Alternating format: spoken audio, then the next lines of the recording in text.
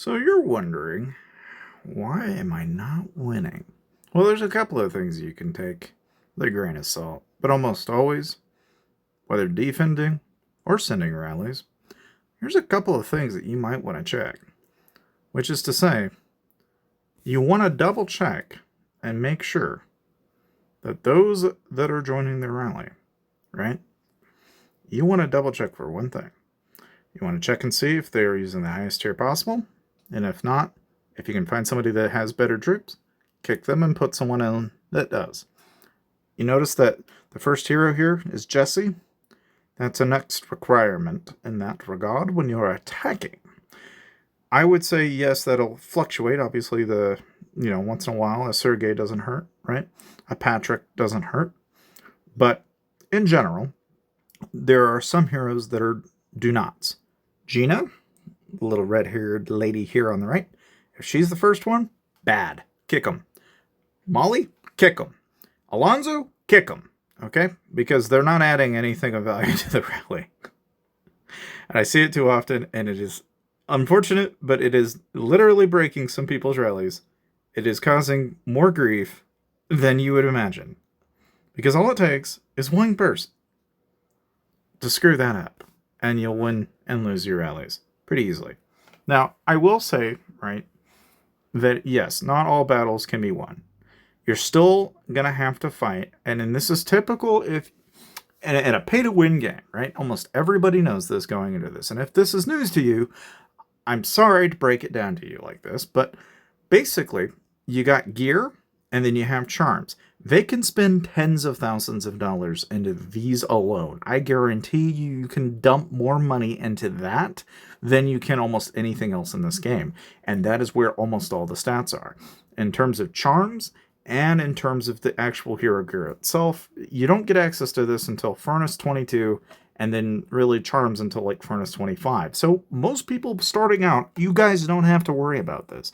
But by the time your state has gotten old enough, yeah, it'll actually matter. It becomes important. And so does the essences that were used on your gear, whether or not you have it at Mythic, whether or not you have it level 100, whether or not you have Mastery Forgery level 10 or higher. Yeah, that's all going to play a factor. And then obviously the battle research that you have is also going to play a factor. And then the heroes and then generation of heroes that you have is going to play a factor. And I know I might be repeating myself there, but believe me, it matters, including the people that reign. Like here, you got a Flint. Flint's not a bad, but a 3-star Flint, not terribly helpful. Better, but not terribly helpful. It's more important the skill level, if anything, because that's what's getting brought in. And so you can look at what I've got here for you, right? And you see that the general path here that people are following. It all makes sense. It all makes sense, right? Right? But then once in a while, you're going to have these weird, well, what the heck happened there type things, right? And I'll show you a report like this where you can very quickly tell where did it go wrong? Why did it fail? How come this didn't go to plan? And I can almost always look at it and I can find out why. So if you look at this, there's Gina. That'll do it. And then you look at it and you go, oh, there's a Natalia. Yep, that ain't helping you any. Same thing if you threw in Alonzo for the first hero. Not helping you very much. You don't want to use the stun heroes for the very first slot. Like in this attack, where I'm attacking, and it didn't do so well, naturally, you might look at this and go, how did I lose? Obviously, there's a stat difference, right? But then, there's Molly for the first hero. That ain't helping. Those are little things that they matter. You don't want you don't want that. That won't help. These are things that are fairly important though, and I point this out because, well, it matters. But again, here you can see as an attacker, there's only 3 in this march, so for obvious reasons, when your march is only 393 to 1 mil, you're not going to win on a numbers game there anyway. Especially with somebody that has relatively comparable numbers. But let's say you look at like a mil to 900k, right? again, the numbers advantage is not there, right? You still are thinking, well, how could you fail? Your advantages are way clean. How did you lose? And it almost always comes down to, Molly. That'll do it. Oh, Natalia. That'll do it. Oh, hey, what do you know? Another Molly. Oh, another Natalia. And so these are the things that you want to look for in your rallies. If you can avoid having people join as their first hero, you want, if anything, the first hero to be Jesse. You want it to be Geronimo. Flint's fine, right? If you've got Flint's skill up, because the main thing here is you're increasing damage up.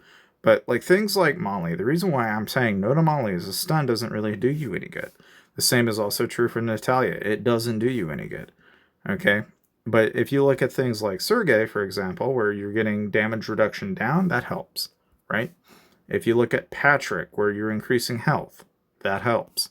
These are things that you want to focus in on when you're having people join your rally and when you're defending. These are really crucial to basically staying alive. And honestly, they make or break most rallies. And if you ask me, if you really need to spend a whole lot of time explaining this to somebody, sometimes it's just easier to kick them out of the rally than it is to sit there and try to deliberate how to play the game to them. I will point this out that, this is something that, it comes with time. You have to kind of educate your own members in your alliance. And this is kind of intentionally what this video is for, is to kind of educate people on what they should be doing versus what they have been doing. Because again, these are the strategies that are going to ultimately prevail and make you a better player in general. Because knowing this, you can take this knowledge that I've given you and use it to your advantage and ultimately win the battles that you're not winning. So hopefully this helped you out. If you enjoy Whiteout Survival, consider subscribing to the channel, and I'll see you guys next time.